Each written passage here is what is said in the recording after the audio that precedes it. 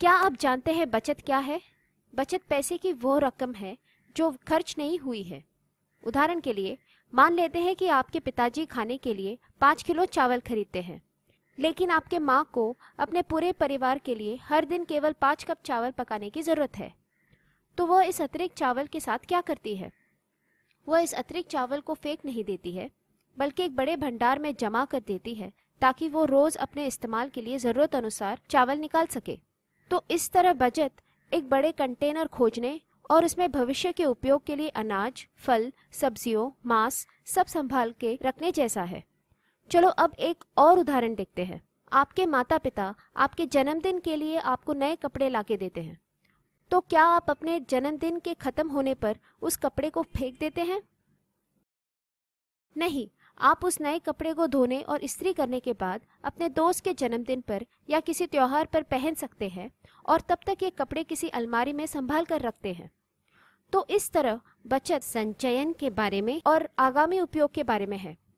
आइए अब मिलते हैं श्री जोशी से और देखते हैं कि वो बचत कैसे करते हैं।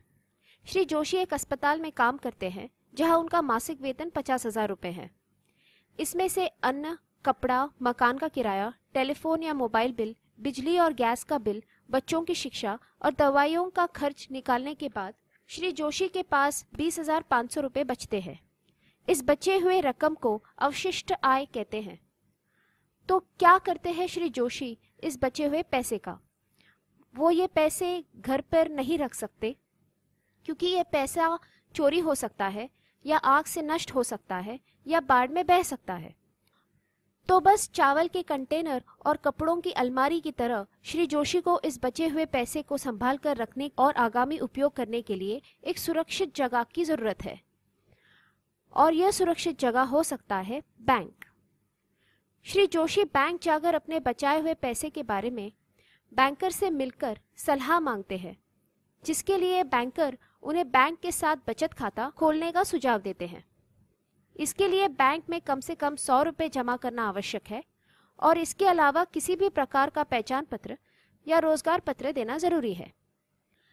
बैंक श्री जोशी को बचत खाते में अपने बचाए हुए पैसे जमा करने और आगामी उपयोग करने की सुविधा देते हुए अधिक खर्च से भी रोकती है। बेहतर समझने के लिए चलो फिर से श्री जोशी के मासिक घर खर्च को देखते हैं। हमने देखा कि वह मासिक वेतन 50,000 रुपये खान पान, कपड़ा, मकान का किराया, टेलीफोन बिल और इत्यादि पर खर्च करते हैं। अब यह कुछ आवश्यक खर्च उनके परिवार के 6 सदस्यों की बुनियादी जरूरतों को पूरा करने के लिए है, मगर उनके परिवार को बुनियादी जरूरतों के अलावा कुछ और चीज़ों की ज़रूरत है, जैसे कि कंप्यूटर, बच्चों के लिए खिलौने, श्रीमती जोशी के लिए सोने की चूड़ियाँ, नया मोबाइल फ़ोन और दादाजी के नए चश्मे। यह सारी चीज़ें काफ़ी महंगी हो सकती हैं, जो श्री जोशी को बचे हुए 20,500 रुपये भी खर्च करने के लिए उकसा सकती है। श्री जोशी को यह पैसे नहीं खर्च करने चाहिए, क्योंकि अगर कोई आपातकाल आ जाए, जैसे किसी रिश्तेदार या दोस्त का अचानक ऑपरेशन के लिए पैसों की ज़रूरत या बच्चों की ट्यूशन क्लास लगाने पर अधिक खर्च, तो श्री जोशी को इस पैसे की तुरंत व्यवस्था करनी पड़ेगी। अब बैंक श्री जोशी को हर महीने पैसे जमा करने की सुविधा के साथ उनके इस जमा रकम पर ब्याज भी देती है। बैंक और भी कई सेवाएं देती है, जैसे चेकबुक और आसानी से आवश्यक खर्च करने के लिए एटीएम या डेबिट कार्ड। चलो देखते हैं चेकबुक क्या है। चेकबुक नकद खर्च जैसे भुगतान करने का एक माध्यम है।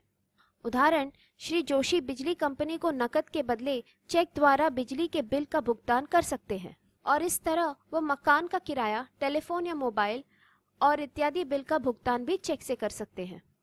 श्री जोशी फिर बैंक से मासिक बयान या विवरण पत्र में खर्च किए हुए सारी रकम देख सकते हैं। अब देखो, एटीएम डेबिट कार्ड के 2 उपयोग हैं। पहला, इससे आप 24 घंटे खुले एटीएम मशीन से नकद निकाल सकते हैं, और दूसरा, दुकान में इस कार्ड से सीधा भुगतान भी कर सकते हैं। बैंक एटीएम द्वारा निकाले हुए नकद रकम की जानकारी मासिक विवरण पत्र में देती है। अब देखते हैं बैंक श्री जोशी जैसे ग्राहकों को ब्याज क्यों देती है। बैंक वास्तव में एक व्यापार है, और हर व्यापार की तरह बैंक को बाजार में अपने अस्तित्व बनाए रखना है, और इसके लिए सबसे बेहतर तरीका है श्री जोशी जैसे ग्राहकों को सुविधाएं देना और उन्हें खुश रखना। ताकि ज़्यादातर परिवार बचत खातों का उपयोग करें। बैंक बचत या जमा की बड़ी मात्रा की ओर काम करती है। बैंक के संग्रहित पैसों का कुछ हिस्सा अधिक ग्राहकों को अलग अलग प्रकार के सेवाएं देने के लिए उपयोग करती है, जैसे मकान, गाड़ी, उच्च शिक्षा, नए कारोबार और जमीन खरीदने के लिए ऋण की सुविधाएं। बैंक निवेश के लिए श्री जोशी जैसे ग्राहकों को उनके बचत में से कुछ पैसों का उपयोग करने की सलाह भी दे सकती है। तो इस तरह बचत करके बैंक के साथ पैसों को जमा करके उस पर वार्षिक ब्याज मिल सकता है और उस पैसों से भविष्य में परिवारों की कई जरूरतें पूरे हो सकते हैं।